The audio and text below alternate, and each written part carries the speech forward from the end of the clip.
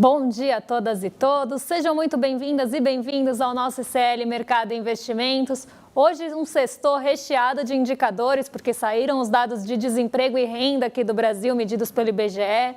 Vamos passar pela inflação lá da zona do euro e do índice de gastos com consumo pessoal dos Estados Unidos, mas sem deixar aí também de abordar aí alguns assuntos que estão roubando espaço, como o desenrola e o rotativo do cartão, né? A PL que foi aprovada aí a urgência ontem. Também vamos passar pelo déficit, né? Que agora é de 2023, que traz novidades.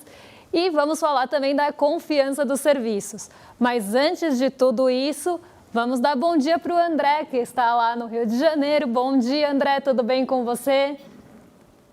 Bom dia, Débora. Bom dia a todos os nossos telespectadores. Último dia da minha aventura carioca fluminense aqui. Segunda-feira estarei de volta no estúdio. Mas antes de tudo, gente, tem bastante coisa para a gente conversar hoje. Dados da PNAD aí que mostra renda e desemprego do brasileiro.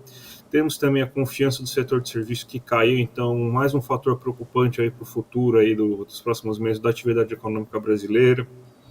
Temos também dados do Desenrola, né? Mas como todo dia, Débora, a gente começa aí tentando saber o que está acontecendo no nosso mundão, né? Você tem dados importantes em relação à China, você tem, então, dados importantes também lá na zona do euro. Então, vamos começar pela Ásia, Débora. O que está acontecendo aí de novidade aí na Ásia? Como que fechou os mercados lá? Olha, hoje os mercados lá, André, fecharam meio parados, porque é feriado na maioria dos países asiáticos. Hoje começa um feriado longo lá da Ásia, é um feriado que vai se estender pela semana que vem.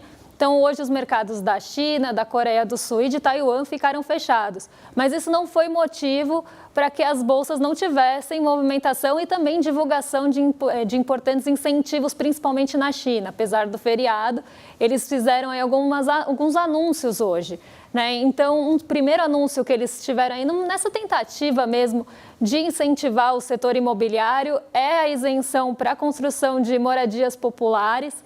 Então, a gente viu esse anúncio acontecendo no finzinho do dia de ontem, já aí trazendo esse ponto das moradias populares terem um incentivo do governo e também para moradias, por exemplo, estudantis, terem ali alguns também benefícios. Então, a gente vê a China mais uma vez tentando estimular a sua economia por meio do setor imobiliário, né, um setor que está ali com algumas dificuldades no país, mas também eles tiveram um outro anúncio, esse pela manhã, né, pela manhã aqui do Brasil, sobre os dados transfronteiriços, né? Dados transfronteiriços são aqueles que perpassam ali os países, né? Então, é um fluxo de dados que vai perpassar entre os países. E eles esperam com isso, né, com essa flexibilização ali dos dados transfronteiriços, dessa movimentação desses dados, melhorar aí o ponto mais de comercial da China, né, com os dados, melhorar a abertura dos dados comerciais da China e também ali algumas atividades comerciais domésticas. Então, a gente vê que eles estão tentando fazer essa flexibilização, claro, ainda respeitando ali alguns pontos de segurança dos dados, mas essa maior flexibilização para essa movimentação dos dados, desses dados que viriam aí de outras fronteiras e sairiam também da China. Então, isso como um ponto, né, importante aí de tecnologia, né, ligado mais aí à tecnologia, as empresas ligadas à tecnologia, como o Grupo Alibaba, tiveram um desempenho muito forte hoje.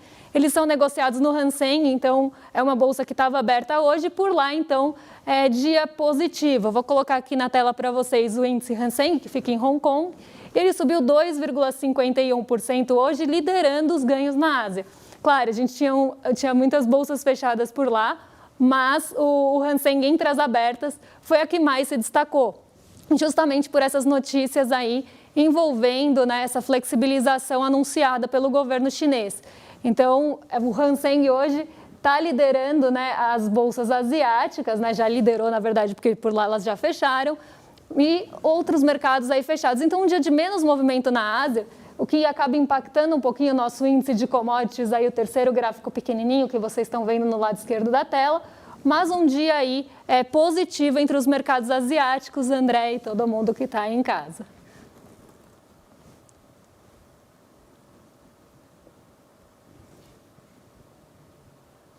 André, não estamos te escutando. Acho que o áudio está mutado. Estava montado só. Então a gente também teve muita novidade também na zona do euro, né? Porque você teve divulgação, por exemplo, do CPI, né? E teve algum impacto isso já nos mercados europeus hoje, Débora? Teve sim, e um dado surpreendente lá vindo da zona do euro, né? Porque hoje foi divulgado o dado da inflação ao consumidor da zona do euro, que eles chamam de CPI, né? Índice de preços ao consumidor.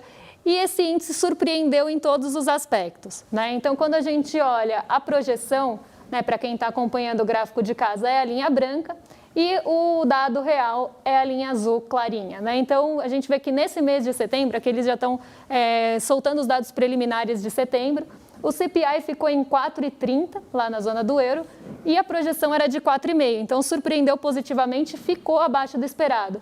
Quem ficou abaixo do esperado também foi a variação mensal, que ficou em 0,30, e o núcleo, né, que é aquela inflação que acaba excluindo ali preços mais voláteis, preços de energia, preços de alimentos. Então, esse núcleo ele também ficou abaixo aí do esperado e ficou em 0,20, abaixo da variação mensal. Então, a gente vê que a variação excluindo esses preços, né, mais voláteis, esses preços menos sensíveis também a juros, ficaram aí abaixo da variação mensal, né? Então, excluindo os preços mais voláteis, a inflação por lá também ficou mais contida e abaixo do esperado. E também mostrou desaceleração. Aqui o gráfico é só do índice de preços ao consumidor mesmo, é o cheio que a gente fala, né? Não é o núcleo, e ele está desacelerando, né? Saiu de 9,90 para 4,30, e o mesmo comportamento foi visto no núcleo, inclusive com uma desaceleração forte aí, vinda nesses últimos meses. Isso mostra que pode estar perto da pausa do aperto monetário por lá. Então, a Europa deve começar agora a pausar, né, esse aperto monetário que vem fazendo. Aperto monetário, quando a gente fala aqui, a gente está falando daquelas altas, né, aquelas elevações dos juros. Então, aqui, esses dados trouxeram aí esse panorama, né, que o Banco Central da zona do euro deve começar a diminuir o ritmo e parar esse aperto monetário. Isso refletiu nas bolsas, né? Então, as bolsas por lá hoje estão bem positivas, algumas até acima de 1%, outras muito próximas. Então, um dia mais positivo vindo da Ásia e também da Europa. Perfeito, Débora. E a gente teve agora, que vindo aqui para o nosso Brasilzão, né? A gente saiu agora o índice de confiança do setor de serviços. E a notícia não é nada boa, né? Porque você teve queda, né? É a segunda vez consecutiva que você teve queda desse índice. O setor de serviços está acreditando que o próximo trimestre, a partir de outubro, novembro e dezembro, não será um trimestre forte, né? E a gente tem que lembrar que é um trimestre que costuma ser bastante aquecido por ser final de ano, as pessoas costumam sair mais, você vai ter bem mais encontros familiares, encontros de trabalho, festas de trabalho de fim de ano, as pessoas saem mais, costuma ficar mais calor. Então, principalmente para o comércio e para o serviço, costuma ser um período melhor, né? E você ter uma queda aí de perspectiva, né, de confiança do setor de serviços nesse momento aí pode ser um péssimo sinal, né, Débora?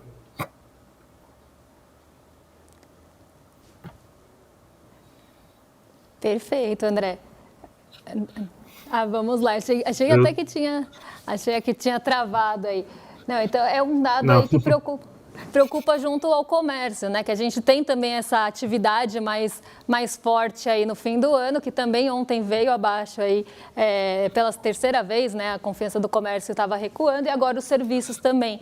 Então, dados aí para a gente ficar de olho, porque eles também são um termômetro aí do que esperar, né? Do que vai vir nas pesquisas mensais, assim como o PMI, o índice de confiança da construção, dos serviços, do comércio, da indústria, acabam trazendo aí um termômetro do que esperar nas pesquisas que saem depois, né? Então, mostra aí que o setor de serviços não está tão confiante na nossa economia, nos alguns dados macroeconômicos, para ter ali uma aceleração, né? E a gente tem também, né, agora falando aí da PL do Desenrola, né, e também dos juros dos rotativos, porque elas foram votadas juntas ali no caráter de urgência, né, como uma PL só. Tem a notícia aqui no nosso site, vou colocar aí para vocês acompanharem, né? E a gente teve aí essa aprovação do caráter de urgência desse projeto de lei, né? Então, agora eles vão seguir para o plenário, né? O texto vai seguir para plenário. E a gente teve aí, então, essa aprovação de urgência. E quem falou sobre isso, André, sabe quem foi? Quem resolveu comentar e dar pitaco aqui? Bob Fields, né? Bob Fields o terceiro. Exatamente, ele mesmo, né? Ele não passou aí desapercebido, né? Ele resolveu falar na verdade nem do desenrola, ele resolveu falar dos juros do cartão. Né? Então, não é a primeira vez que ele fala isso, nem a segunda, né? Ele sempre que volta esse assunto dos juros do cartão, do rotativo, ele faz algum comentário e ontem não foi diferente. Então, ontem ele falou aí sobre o rotativo e falou que todo mundo tem que ceder nesse rotativo. Né? Então, todas as partes têm que fazer aí, todas as partes têm que fazer sua parte, né? Mas isso ia ficar muito, muito estranho, mas todos aí têm que ceder nessa matéria. E aí ele voltou a tocar em alguns pontos, né? Justamente, principalmente aí falando daquela questão de taxar de alguma forma parcelados muito longos, porque isso que enrolaria o brasileiro de fato. Então, ele voltou a tocar nesse assunto, ele já tinha falado disso em agosto e voltou a falar ontem. Inclusive, Roberto Campos Neto está falando agora em palestra, então, também dando algumas declarações, mas do desenrola e do rotativo ele falou ontem. Né? Então, ele falou sobre a inadimplência, que atinge quase 50%, que é a linha de crédito que tem a maior inadimplência no Brasil, e não à toa, né? Porque a gente está falando de uma linha de crédito que a média é 445% de juros, sendo que tem bancos que cobram muito mais que isso aqui no Brasil. Então, aqui a inadimplência realmente é alta e é a mais alta do Brasil. Ele voltou a tocar nesse ponto e aí voltou a falar que é porque o brasileiro faz parcelas muito longas e acaba virando uma bola de neve a sua fatura. Um dos pontos que foi defendido aí pelo Banco Central nesse momento foi o talvez fim do rotativo e parcelamento automático da fatura. Porque hoje, quando o brasileiro não paga a sua fatura integralmente, ele paga o rotativo no primeiro mês e no mês seguinte, né, o banco precisa ali trazer uma alternativa mais barata, que seria o parcelamento da fatura, que também tem uma taxa muito alta, como a gente viu nos dados do Banco Central, ali bastante alta, até acima de 100%. Então, aqui a gente vê que ele sai de uma linha muito cara para uma outra linha cara, mas ainda mais barata que a primeira, né? E aí ele vai parcelar. Qual é a alternativa aqui que foi até proposta? Que o rotativo não aconteça, que o parcelamento aconteça automaticamente caso a fatura não seja aí paga integralmente, mas com juros menores. Então, hoje a média é 15% ao mês, então ficaria ali de 9%. Então, ainda uma taxa alta, né? Mas é uma taxa menor do que a atual. E aí ele voltou realmente a tocar no ponto do brasileiro também ter que abrir a mão e ceder a sua parte de ter alguma taxa em parcelamentos longos. O que a gente sabe que causa muita polêmica, porque vai bater num setor comercial aí que está muito frágil e que precisa do parcelamento na maioria das vezes, principalmente para aqueles bens mais caros que o brasileiro não consegue comprar à vista.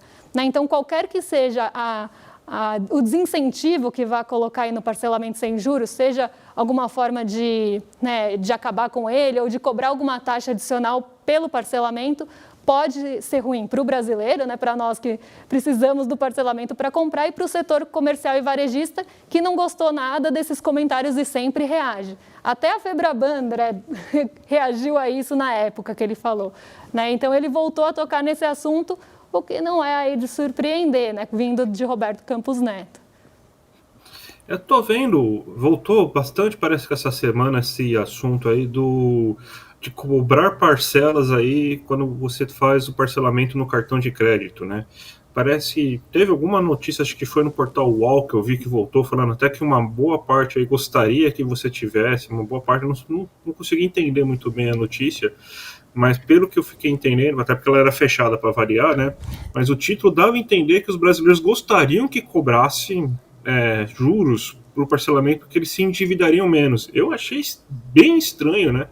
Coloquei alguém fazer esse tipo de pesquisa e essa notícia voltar à pauta justamente quando o Campos Neto volta a falar. Eu estou começando a achar, Débora, que para você ter uma contrapartida, vamos dizer assim, né, que aqui no Brasil você tem muito, né, os bancos até cedem, mas eles pedem uma contrapartida.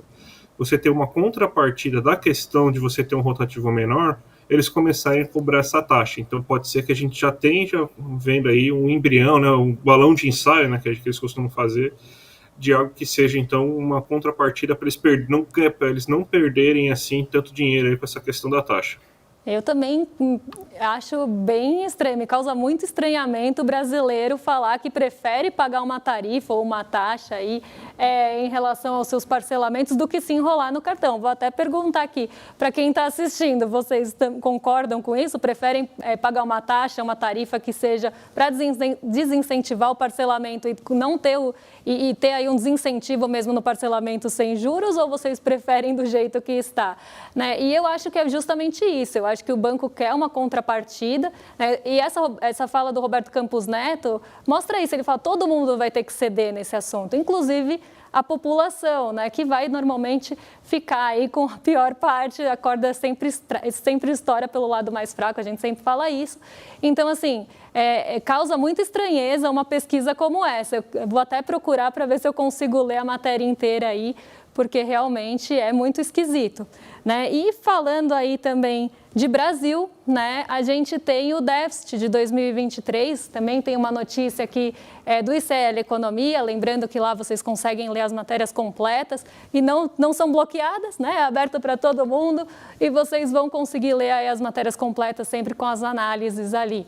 Então, a gente teve contas do governo registrando déficit aí, de 104,59 bilhões, né, André, em 2023 até agosto. Isso aí é equivalente a 0,7% aí do PIB, né? Então, a gente está bem próximo da meta, né? Que é 0,5, se eu não me engano. Não sei se a gente está inclusive dentro daquela banda, né? Que é 0,25 para cima e para baixo, né? Então, por enquanto, né? Não causa nenhum problema, né? A gente sabe que pro ano que vem que vai ser a dificuldade que é zerar, né?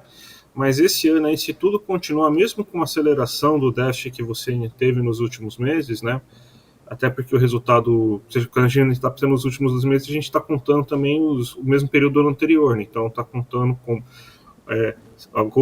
setembro, outubro, novembro, dezembro do ano anterior. E a gente sabe que teve aquela injeção aí de recursos de contabilidade criativa, né? Algumas pedaladas para você conseguir melhorar os índices do Brasil, né?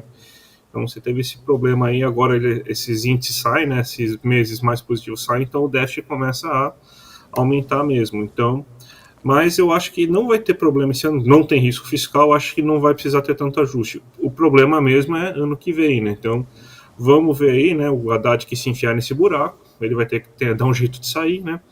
Então, vamos ver como que vai acontecer essas coisas, Débora. E André, sabe que eu comecei a ver ontem, depois que saíram os dados, eu comecei a ver ontem matérias do mercado financeiro com quem no título? Risco fiscal, né? Que você falou não vai ter risco fiscal, mas o mercado adora essa expressão. Toda vez que a gente tem alguma divulgação, eles voltam a falar de risco fiscal e eles estão bem desconfiados aí em relação ao déficit de 2024 também, né? Então eles voltaram a falar em risco fiscal, inclusive aí como um fator de preocupação aqui para o nosso Brasil. Então volta aí o fantasma do risco fiscal para as manchetes do mercado financeiro, que não é de se espantar, porque a gente sabe como as coisas funcionam. E saíram dados também hoje, né, dados importantes de desemprego e renda aqui no Brasil. Também temos aí a notícia completa no site do ICL Economia. E o desemprego aqui no Brasil caiu para 7,8%, patamar até esperado pelo mercado, era projeção 7,8% mesmo. E a gente recuou aí, né, para o menor patamar desde fevereiro de 2015. E uma boa notícia é que continuou aquela trajetória de aumento do rendimento mensal. A gente vai ver esse gráfico também, mas primeiro eu vou colocar aí como é que está a evolução do nosso desemprego desde aí nos últimos 12 meses. Vamos ver aí como é que está essa evolução, de que patamar saímos e para que patamar chegamos, né? Então a gente vê aí do lado direito de vocês, né, da tela, taxa de desocupação mesmo, e do lado esquerdo a projeção do mercado, as projeções aí medianas do mercado. Então a gente vê que a gente sai de um patamar de 8,70 em setembro de 2022 e vamos aí para 7,80, né, no patamar de agosto. A projeção também era de 8,70, mas aí a gente vê um dado interessante, né, que no comecinho do ano, né, o mercado estava imaginando um desemprego maior e não foi o que aconteceu, né? A gente vê que a trajetória continua. Então, eles esperavam, né? O mercado esperava ali entre março e maio, na verdade, né? Um aumento aí do desemprego que não aconteceu. Então, a trajetória seguiu em queda aí para 7,80. Algum comentário, André? O que você achou aí do desemprego, né? Da taxa de desocupação do Brasil? Eu achei que melhorou bem a qualidade, né? Porque aumentou basicamente o desemprego que foi puxado pelo setor privado e com carteira assinada, né? Você teve a formação de mais de 220 postos de trabalho aí no setor privado com carteira assinada, teve recuo de alguns setores informais, como o próprio setor privado sem carteira assinada, melhorou também a taxa de subutilização, ela teve uma pequena queda, está em 17,7% agora, ou seja, menos brasileiros trabalhando menos do que gostariam. Então você teve aí um destaque especial para essa taxa de desemprego, justamente para a PNAD, né, como um todo, né, a melhora da qualidade do emprego, formalização maior do emprego nesse momento. Isso aí é bem importante, Débora. Acho que esse é o grande ponto aí que a gente tem que observar aí principalmente dessa PNAD. Exatamente. E quem melhorou também, né, não só aí essa melhora da qualidade, mas também a renda, né, que a renda real média recebida pelo brasileiro vem em trajetória de alta também. Então, a gente vê que ela sai ali de agosto de 2020, então a gente trouxe 3 anos para trás, de 3.133. Mas aqui a gente precisa lembrar que a gente estava naquele período de pandemia em que começou o auxílio emergencial. Então, a gente pega esse efeito aí em agosto de 2020, no comecinho de 2020, e no patamar pré-pandemia, a renda ainda está um pouquinho maior, ela fica ali em torno de R$3.000. Então, pela primeira vez, a gente está se aproximando do patamar pré-pandemia. Então, mostra uma recuperação da renda do brasileiro. Então, a gente sai ali dos R$3.133. Em janeiro desse ano, a gente estava em R$2.687. E aí, volta a subir para R$ 2.947. Então, uma melhora da renda mensal média recebida pelo brasileiro, aí voltando, aí se aproximando do patamar pré-pandemia, que é algo que a gente ainda não conseguiu atingir. Então, a gente vê esse movimento de queda, depois uma recuperação a partir desse ano, e aqui não é à toa, a gente tem mais negociações ficando acima da inflação, a gente tem o salário mínimo também que foi reajustado acima da inflação, então não à toa que esse movimento reflete aí no rendimento do brasileiro e estamos realmente chegando mais perto aí do patamar pré-pandemia, André. Algum comentário também sobre a renda, algo que você queira pontuar?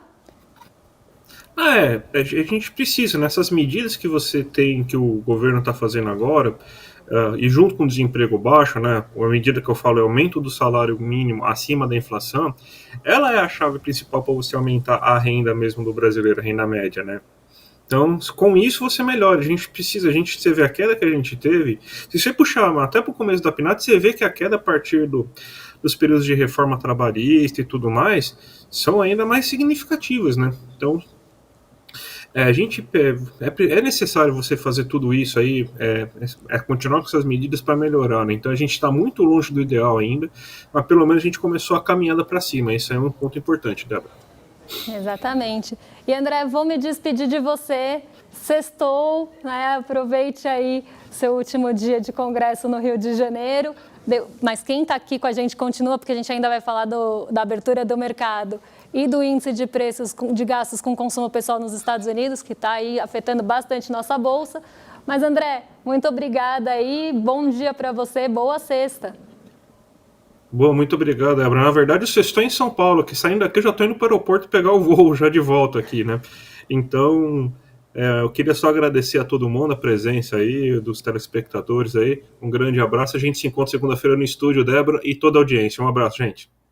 Até, André. E a nossa audiência aqui no chat concorda com a gente. Achou muito estranha aí a pesquisa mostrando que o brasileiro prefere pagar uma taxa a parcelar sem juros, sem taxa. Né? E até alguns comentários aí que Roberto Campos Neto é cruel, né? Que a gente tem aí Roberto Campos Neto jogando a favor do mercado e dos bancos. Então, é mais ou menos o que a gente também observa. Né? Então, ida, né, do Roberto Campos Neto na defesa aí do mercado, né, justamente buscando essa contrapartida aí do parcelamento sem juros no fim do rotativo ou na diminuição dos juros do rotativo. Mas vamos agora então para a abertura, né, porque a gente tem abertura positiva por aqui, então eu vou colocar aí na tela para vocês, né, a abertura do mercado hoje, né, a abertura bem positiva, né, então, como eu falei, Xangai Composto na tela está zerado porque é feriado na China, né, Nikkei 225 ficou muito próximo à estabilidade lá no Japão, então foi uma das poucas bolsas que não foi para o terreno positivo, mas ficou muito perto do 0 a 0. E a gente vê o Ibovespa hoje subindo 0,77, a Nasdaq 1,18, S&P 500 0,51, né, o dólar caindo depois de forçar para cima o patamar de R$5, então ele chegou ontem aí acima dos R$5, ficou acima dos R$5 já há 2 dias que ele está acima desse patamar, e eu falo dos R$5 porque ele é um patamar psicológico mesmo, né, ele acaba tendo ali até um nível de quando chega nesse ponto, começa a acreditar que o dólar vai voltar a cair, né, então é um ponto que a gente fala de resistência do dólar, né, e o patamar de R$5 tem essa representação, por isso que a gente fala dele, não é à toa. E agora ele começou a recuar, foi para R$5,02, o DXY, que é a moeda americana frente, né, estadunidense, frente a seus pares, caindo mais perto da estabilidade também, de 0,05, e o petróleo Brent voltando aí mais uma vez, né? Então a gente vê ele perto dos $92 por barril, caindo pelo segundo dia consecutivo. Ontem ele também teve um recuo forte, isso acabou mexendo aí com as ações da Petrobras, que começaram no terreno positivo, mas não tiveram fôlego para continuar. Foi uma das poucas ações que se descolou ali entre as grandes do índice. Então, hoje a gente vê esse movimento do preço do petróleo também aqui aparecendo, né? Então, deve continuar esse movimento hoje. Mas por que as bolsas estão subindo, né, em bloco, principalmente aqui em Nova York? Hoje a gente teve a divulgação do índice de gastos com consumo pessoal nos Estados Unidos. É uma medida que é muito acompanhada pelo Fed, né, pelo Banco Central dos Estados Unidos. Ela é vista bem de perto. Então, ela mostra, né, como é que estão aí a inflação dos gastos com consumo pessoal, e ela também faz ali uma sondagem de renda nos Estados Unidos. E esses dados são bem importantes porque a gente está esperando alguma sinalização ou dados que mostrem se o Banco Central dos Estados Unidos vai aumentar ou se vai manter os juros na próxima reunião. E aí a gente vê dados, né, que estão mostrando que estão pendendo mais para a manutenção do que para o aumento. Então, aqui trazendo para vocês, o índice de gastos com consumo pessoal sai de 6%, né, em outubro do ano passado. Tem algumas trajetórias de alta, alguns picos em alguns meses, abril e janeiro desse ano, mas ele cai ali para 3,5%. Né? Então, aí ficou bem em linha com o esperado do mercado, com as projeções medianas. Então, fica em 3,5%. A variação mensal também desacelerou, 0,40%. E o núcleo, né, que também a gente exclui aqueles preços voláteis, como os combustíveis, ficou em 0,10%, muito menor do que a variação mensal. Então, a gente vê que a maior pressão inflacionária está vindo desses preços mais voláteis. Né? Então, isso mostra que um aumento dos juros não seria tão eficaz no controle dessa inflação, né, que está vindo de preços menos sensíveis a aumento de juros, algo que a gente também fala bastante aqui, né? Então, a gente vê esse movimento do PCI hoje, e o que o mercado passou a esperar? Ontem, a segunda leitura do PIB dos Estados Unidos ficou em 2,1%, o mercado esperava 2,1%. Então, não surpreendeu, não foi mais acelerada. Hoje, o mercado esperava 3,5% para o índice de gastos com consumo pessoal, ele vem em 3,5%, com um núcleo bem enxuto.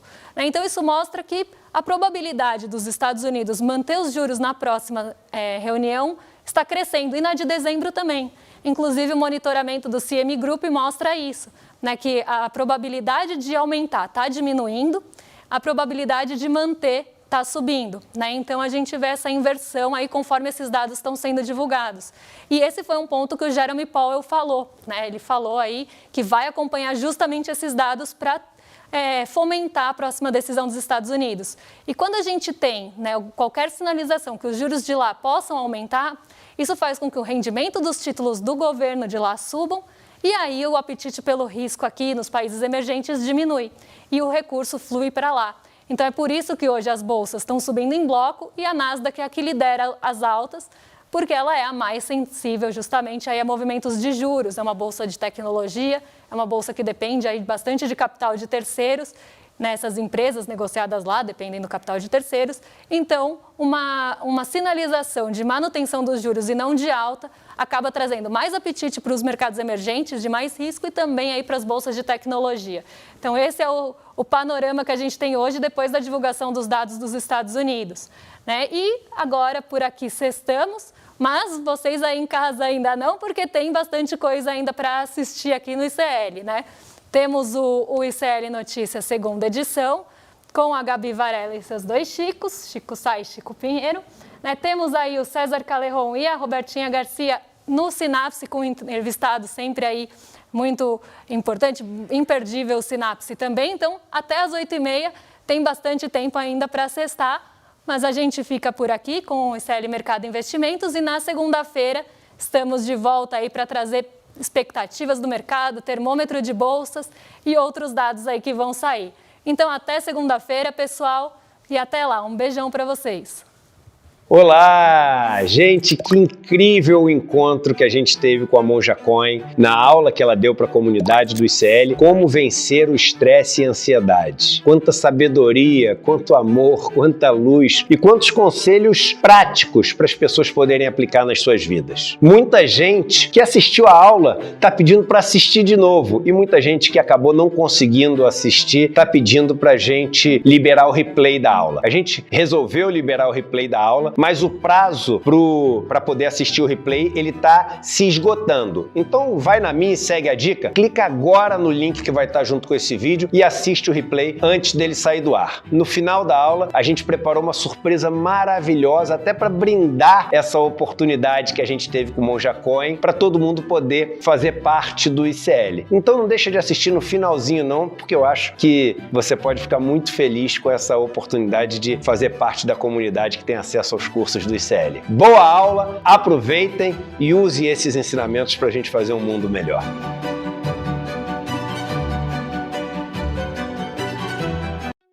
Olá pessoal, meu nome é Dênia, eu sou a professora do curso de Hatha Yoga e eu vim aqui para falar um pouquinho sobre o nosso curso, todos os benefícios da prática. Então a gente tem benefícios tanto no corpo físico, se você tem alguma dor, alguma doença, venha que você vai se sentir bem. O processo de transformação vai assim lentamente, mas vai aliviando as suas dores.